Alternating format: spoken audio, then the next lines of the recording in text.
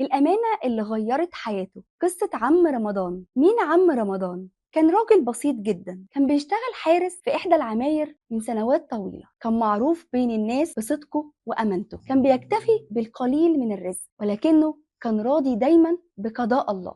في يوم من الأيام كان بينظف مدخل العمارة ولقى حقيبة صغيرة مرمية على الأرض. فتحها علشان يشوف مين صاحبها، فوجئ بأنها مليئة بالنقود والذهب. وقف مترددا للحظات. المبلغ اللي موجود فيها كان كفيل يغير حياته 180 درجة. استغفر ربنا وقال أنا لازم ألاقي صاحب الشنطة دي. وقف في مكانه ولقى راجل غريب داخل عليه. سأله أنت في حاجة ضايعة منك؟ قال له أنا في شنطة ضايعة مني ومش لاقيها، وفيها كل أوراق مجوهرات زوجتي، ولو ضاعت الشنطة دي هيكون ضاع مستقبلي كله. ابتسم عم رمضان وقال له هي دي الشنطة؟ الراجل فرح جدا وقال له الحمد لله هي دي. قال له بس قول لي كده، انت ليه ما فكرتش تاخد المجوهرات والفلوس اللي فيها؟ ما فكرتش للحظة انك ممكن تاخد الحاجات دي وتغير حياتك؟ وقال له انا اتعلمت ان الرزق بيد الله، وما عند الله خير وابقى. لو اخدت المال ده ممكن اعيش في نعيم مؤقت، لكن ضميري مش هيكون مرتاح ابدا،